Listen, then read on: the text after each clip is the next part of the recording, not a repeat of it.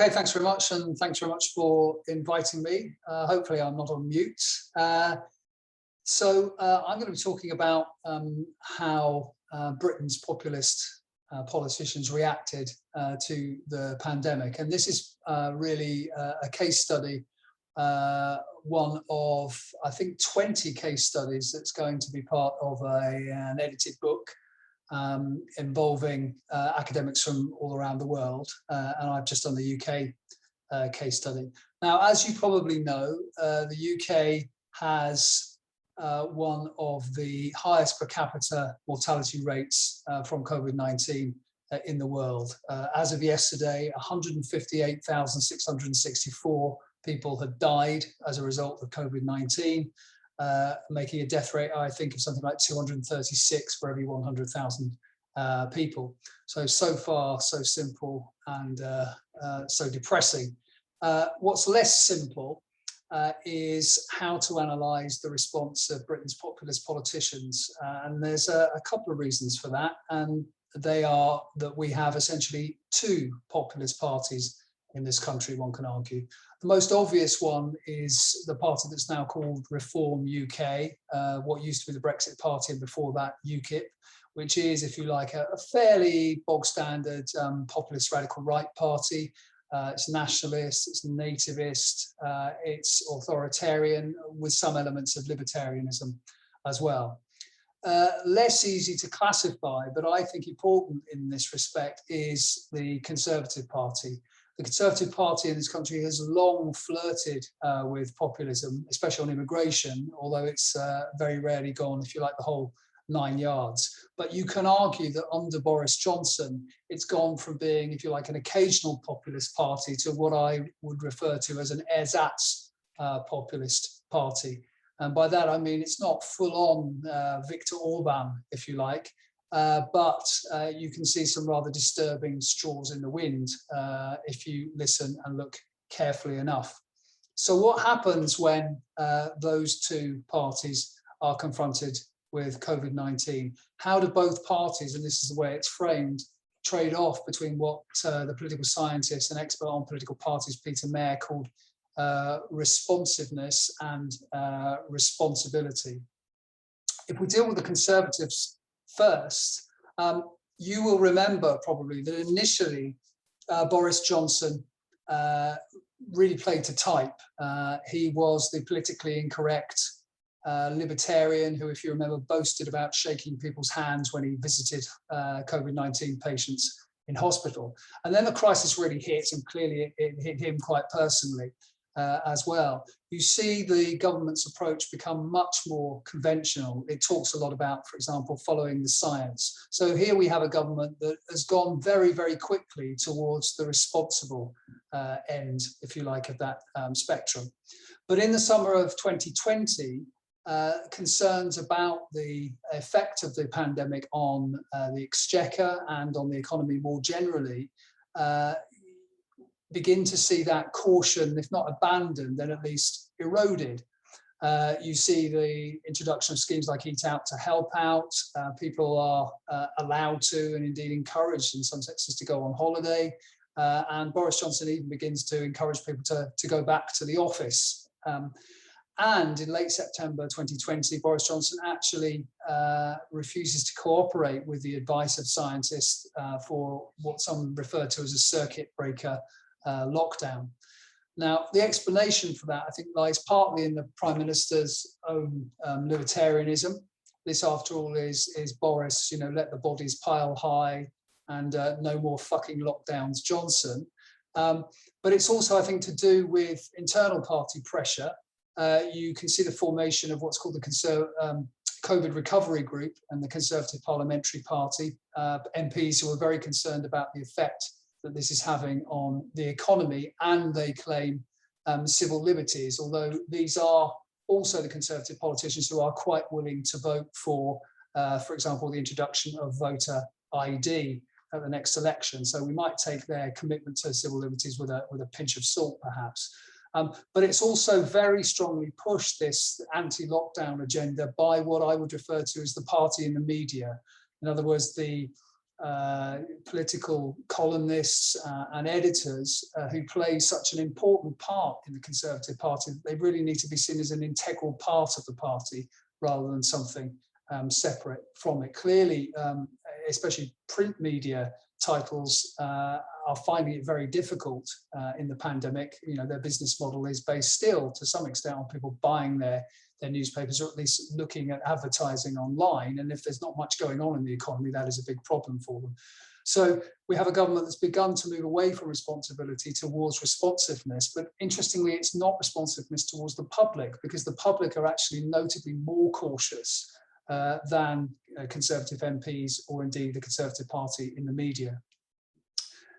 However, in the autumn and winter of 2020 to 21, the government's then forced by circumstances back to responsibility. So there's this continual dialectic going on until in the spring and summer of this year, and of course into the autumn this year, it's hoped, and at the moment these hopes seem to be borne out, to be able to have its cake and eat it, to use Boris Johnson's favourite phrase, because of the vaccine rollout. So in other words, it can open up the economy without cases and clearly hospitalisations and deaths in particular rising too high. We'll come back to the Conservative Party then when we conclude, but what about the Brexit or the Reform UK Party? Well, interestingly, Nigel Farage was initially quite cautious when it came to the pandemic. He was responsive in the sense that he tied his critique of the government over the pandemic to its decision to keep open our borders. There was a lot of talk on his part about people being allowed to fly in from Italy and Spain and other places. And also he went down to the South Coast to talk about migrant boats and suggested that many of those migrants coming in could be carrying COVID-19. But he was also, I think, quite responsible in the sense that he was one of those who criticised what appeared at one stage to be a kind of commitment on the government to herd immunity very early on. And interestingly enough, he also thought that masks were worth wearing if it meant that we could keep the economy open.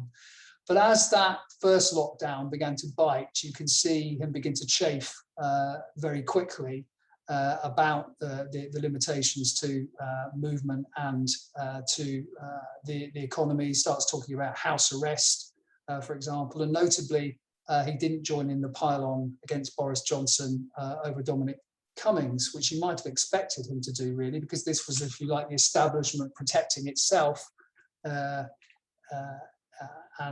something you might expect a populist politician to complain about.